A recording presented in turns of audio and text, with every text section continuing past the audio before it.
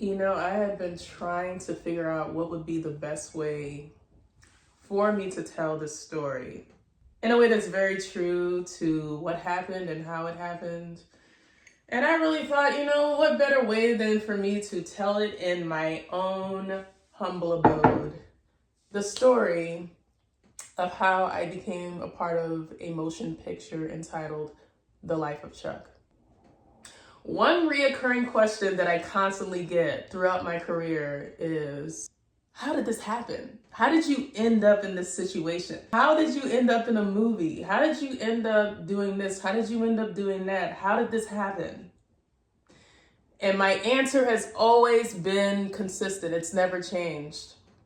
I really do believe that everything that has been put in front of me so far was ordained by God. Like, I think it was just something to do with his timing and also my role and what specific role he wanted me to play in a certain scenario. Now, granted, there are some situations that I will downright admit were my own ambition. They were a result of my own ambition, my own wants. I'm not saying that everything is that, but especially those special things, I really do equate to God and his divine order.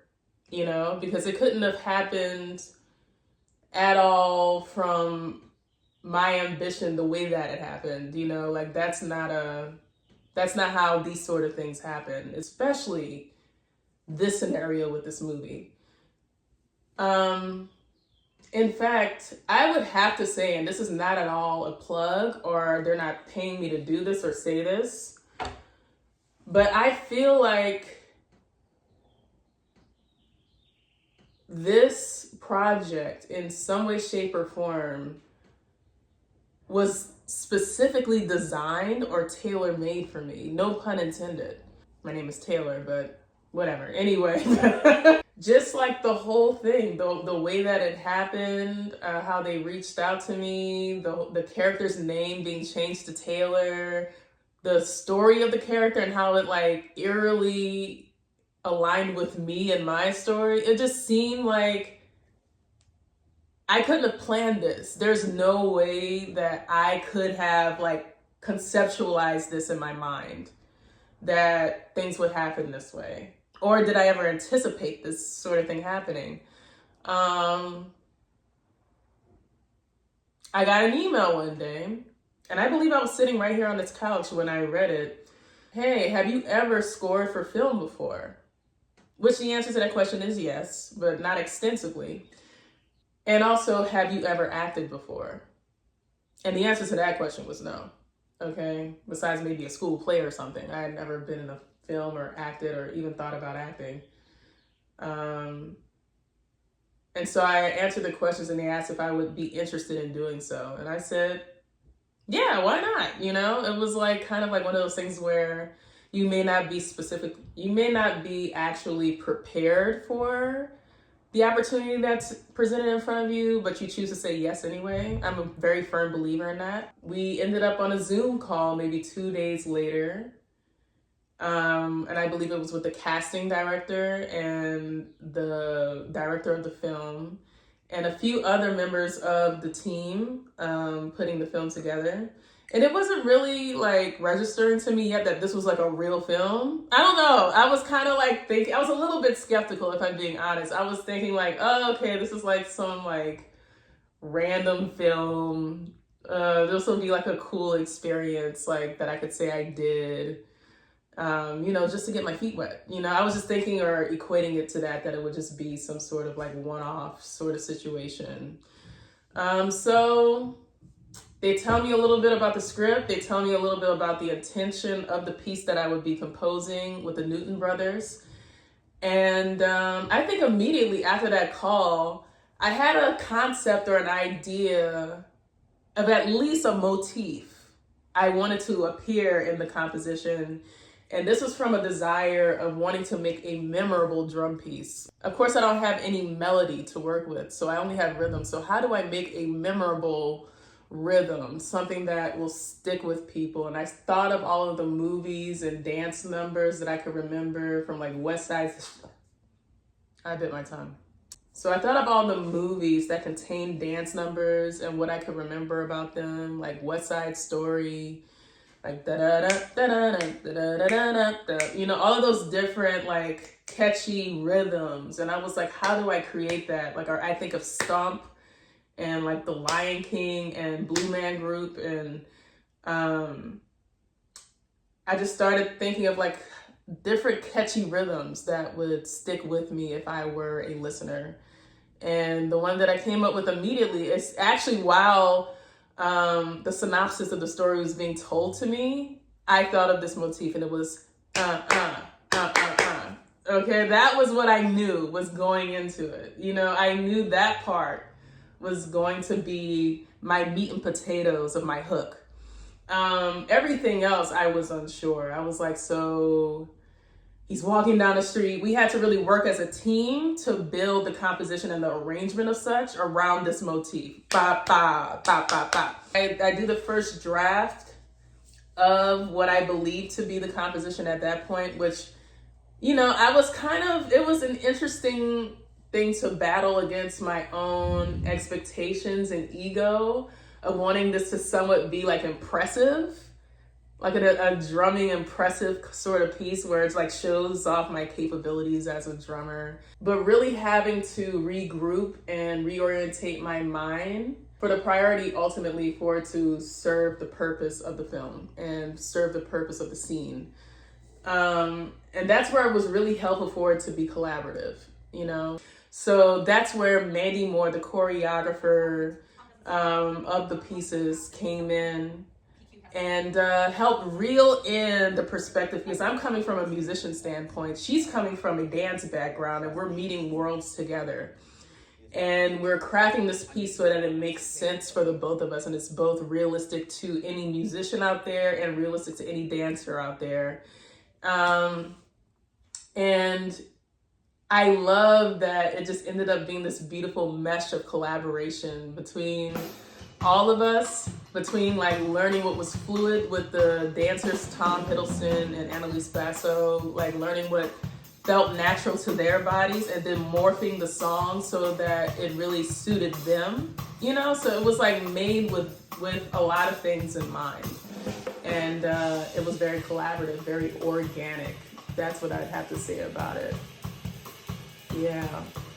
You can already tell this is extremely special. You know what I'm saying? Like, this is not normal. That's what really everyone did an amazing job at doing. It's like not making it about themselves. And I think that's why this came out so amazing. That's why it came out so great. So after the first rehearsal, we're still working out the arrangement, working out the kinks here and there and figuring out what the genres will be. And Mandy was a great help in also making sure there was a diverse palette of different genres that were included in the drum sequence of this part, because it had to be adjacent to the novel, in which it just showed off the character's dance background and capabilities and what it means to a story. And so, yeah, she was an incredible help in making sure that that was intact as well, or remained intact. So then we moved on to the week of rehearsals with Annalise Basso. And I believe Mandy's assistant was in the place of Tom Hiddleston, who was in London at the time. And we were rehearsing the scene back to back for hours and hours, really trying to work out and feel out what was comfortable for Annalise and get her feet accustomed to moving at the pace and also in the different sequences. And I think by this time, I was beginning to feel a little bit nervous because we only had a certain amount of time to really pull this off and put this all together. I believe it was like maybe 2 weeks before we shot this. We had 2 weeks to create this piece, get it to a place where it looks great on camera, and then go and film it for the movie. And I was just like, do we have enough time? Like, is this kind of crunched? Can I do this? You know, all of these different things started to pop up for me, a lot of different insecurities. And I was like, oh man, what did I get myself into? I don't know if I should have done this. Like, what if I can't do this? I don't know if I'm capable of doing this or not. Like, what if I flop and I'm the reason that this whole thing fails, you know? And I remember at this certain rehearsal where I was really feeling all of those feelings. I don't know if Annalise could tell or not, but she came up to me and she gave me the biggest hug and like looked at me and smiled. And I think for whatever reason, that was like an assurance for me. That was like a real affirmation for me of like, you're not in this alone and you're in the right place. Like, you're not in the wrong place. This is not a mistake. This is not some sort of like happy accident. Like, God put you here and he put you here for a reason. And you're gonna be okay. We're gonna be okay. And yeah, she's such a blessing and such an amazing person, an amazing friend she has become. So next we fly to London, and this is to finally rehearse the piece with Tom, which I feel like up until that point, Tom may have only been getting excerpts of rehearsal and the piece that we were working on as we were doing it, and how it was morphing. So we get to London, we rent out this little rehearsal room, and we're running it, and we're still figuring out if this is like good or not, or if we're nailing it or not. All with maybe a little bit of anxiety in our hearts the whole time of like what if the director, Mike Flanagan, like listens to what we've been doing this whole time and he's like, this is trash. You know, that was like our deepest fear. Like, what if we've been working on this piece and this is not it at all, you know? So we're in London, we're trying our hardest. We're really just having fun. It was like a ball. I've had such a blast, and you would think it would be tedious because I'm playing the same thing over and over. I'm playing this piece over and over, but it just felt like every time it was just so fun to feel like I'm scoring a piece or a dance in real time, because that's what it really was. It was like a film score that I just really never got tired of. Never got tired of performing it. We did it with Tom. Tom is a class act. Tom is humble. Tom is fun. Tom is a hard worker. And he's full of energy. He's a ball of lightning, you know? And he brought a whole new energy to the piece itself. And he really brought it to life with his own personality. And it was incredible and fun to just like interact with him and us get our chemistry together, all of the different feels that had to do with the script and act out the piece, you know? And it was very fun to learn so much from him. He's a guy that's so full of stories and knowledge and wisdom. And it was just great to bond and become friends, you know? That was just like a really great time. Like I often wish, if I'm being honest, I could relive it. It was really fun. All the dinners that we had in London during that time with Mandy and Annalise and yeah, everyone that was a part of it. So we work it out. We're rehearsing all day, working our butts off all day, but still like in the spirit of fun. It's like, no one's like, oh, I'm tired, I wish I wasn't here. Like, everyone was so pumped to do what we were doing. And we were also very anxious to show it to Mike. And so we finally call him and we're kind of like, ta-da! And he's watching it over Zoom, which can be like faulty, you know? There's like the blocks, and we're literally in London showing him a dance number with like distorted drums and like blotchy kind of signal. And to see the look of satisfaction on his face after we were done performing, we were kind of like, mission accomplished? You know, we're all looking around at each other like, yeah, okay, I think we did it. We at least got the piece together. The piece is done, okay? Now we have to go to Alabama and we have to film this thing in 2 days. You know what I'm saying? It was like, okay, I guess we can do this in 2 days. I guess this makes sense.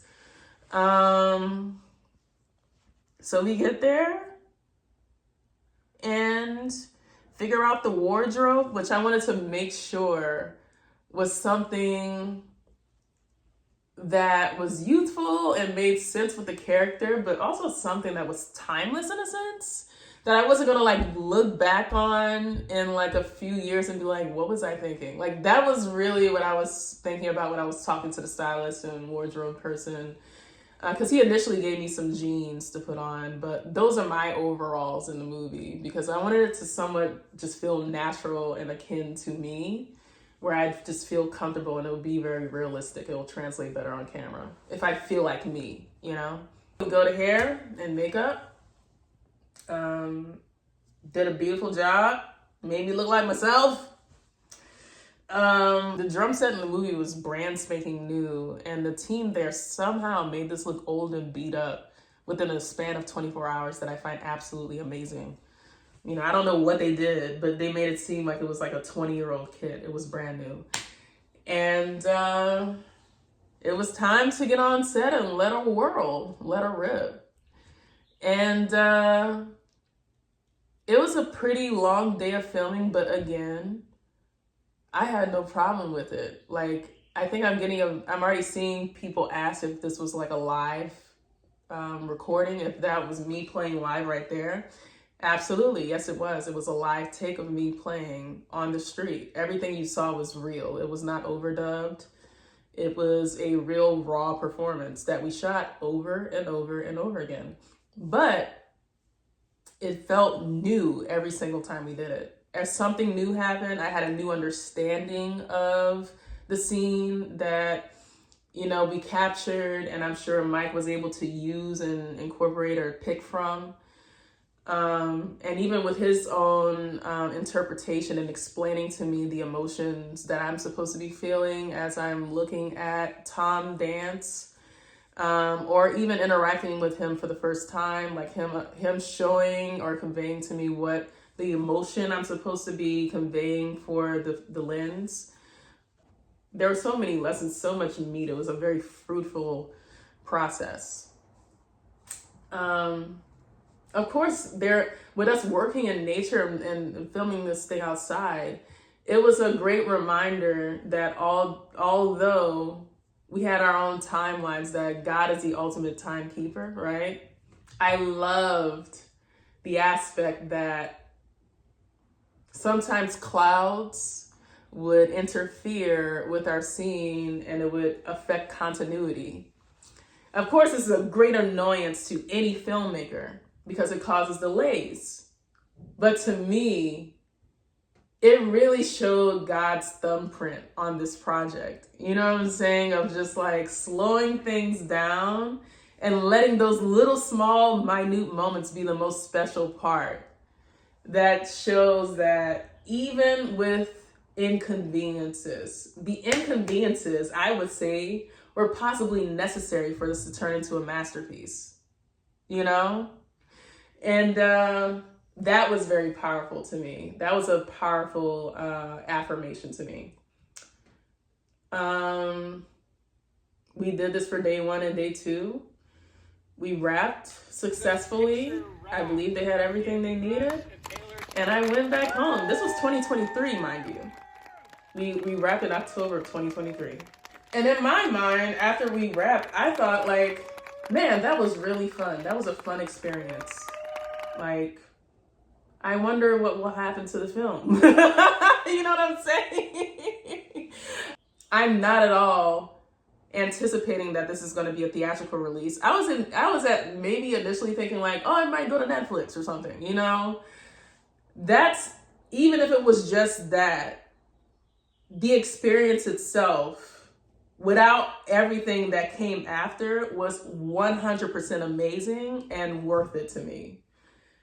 If it was just that, I would have been through the roof. But to find that not only does it go and enter the Toronto Film Festival, but wins the Audience Award and is coming to theaters, it just feels very surreal. It feels, I still am just like,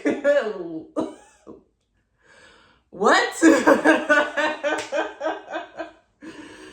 You know, I'm still blown away. My mind is still like processing and wrapping my head around what God is doing.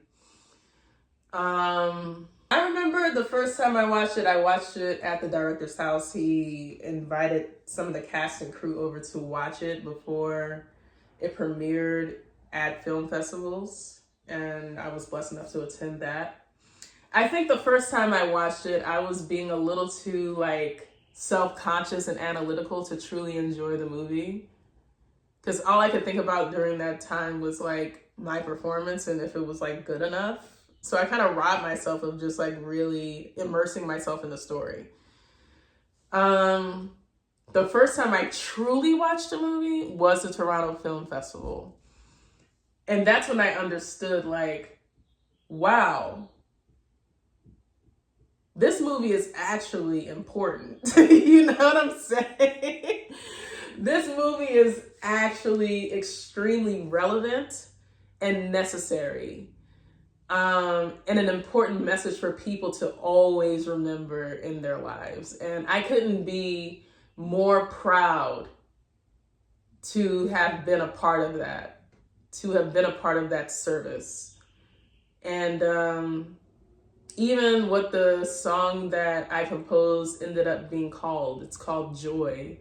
It just seems to be very aligned with my whole moral compass, like all of my values, everything that I feel like is extremely important in life and what I value. And so that's why I feel like this is a real God thing. This is just like too crafted and too boutique and too tailor-made for it not to be a God thing. It's just to that. It's not a result of my ambition. It's not a result of me going to auditions and trying to break into movies. I was not trying to be in movies at all. You know what I'm saying? I couldn't have dreamed that I would be in this situation. Couldn't have thunk it.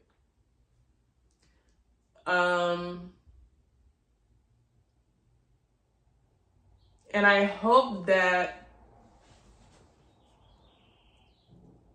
it truly changes lives in a deep, meaningful way. I hope people leave the theater with a different outlook. And I think that's what all great movies do.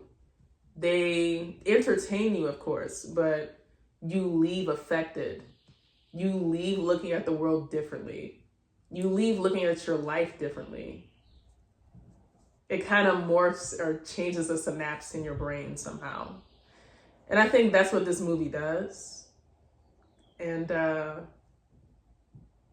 that's why I think it will stand the test of time. And I still can't believe that I've been so blessed to be a part of it. It's unreal to me. It's unreal. Yeah, I hope you enjoy it. The Life of Chuck. It's not a book, it's a movie. It is a book, but it's now a movie. In theaters, June the 6th, and select theaters, June the 13th nationwide. And we're doing a slow rollout to the rest of the world. If you're in other countries, it's coming out too. We're just like doing it really slow. Doing a slow brew. You know what I'm saying? Put it in a slow cooker. This is a slow cooker. This ain't no fast stuff. This ain't no fast food. This ain't McDonald's. This is that quality filet mignon. You know what I'm saying? This is not no Salisbury steak. And yeah, y'all go check it out. And yeah, y'all go check it out, and I'm excited to see what you think about it and what your takeaway is. If you do go see it, I would love if you put your takeaway and your thoughts in the comment section below. PQ, out.